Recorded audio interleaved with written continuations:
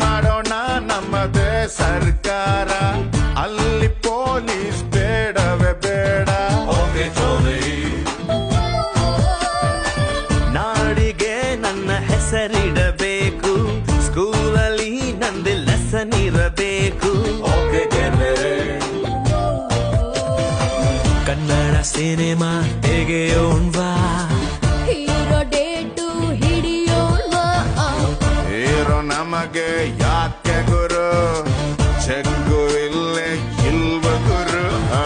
ದುಡ್ಡು ಇದ್ರೆ ದುನಿಯಾರಿ, ಇಲ್ಲದಿದ್ದೋನ್ ಬೇಕಾರೆ. ಒಂದ್ ಎಲ್ರು ಹೋಗ್ತಾರೆ.